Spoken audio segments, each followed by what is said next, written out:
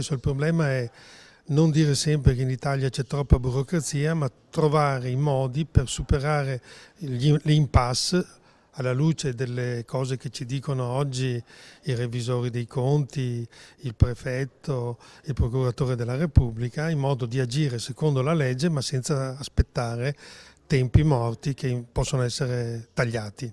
L'appello arriva dal mondo della medicina padovano. Nell'aula magna dell'università il nuovo polo ospedaliero di Padova Est viene analizzato sotto la lente di ingrandimento di medici, giuristi e mondo politico. Dopo una discussione durata decenni, i tempi di realizzazione devono essere veloci.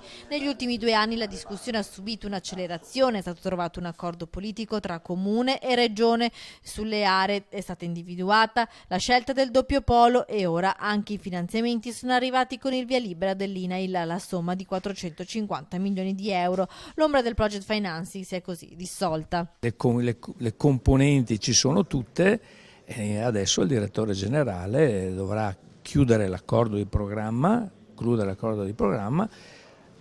accettare, se lo ritiene, la proposta dell'INAIL e poi partirà con la gara d'appalto per cercare il progettista, il progetto, prima definitivo poi esecutivo e via. I tempi della burocrazia vanno ridotti perché il nuovo Policlinico di Padova è un'opera che i pazienti di tutto il Veneto attendono. È una struttura a cui guardano anche sanitari e ricercatori per migliorare le cure, per far progredire scienza e innovazione, per mantenere così l'eccellenza padovana in ambito medico. Un ospedale del futuro. È un ospedale che deve adattarsi, non potendo poi avere a disposizione altri 15 anni per costruire un ospedale, che possa adattarsi in maniera assolutamente veloce e ergonomica a tutta l'innovazione tecnologica che nei prossimi anni sarà la chiave di volta dell'assistenza ai pazienti.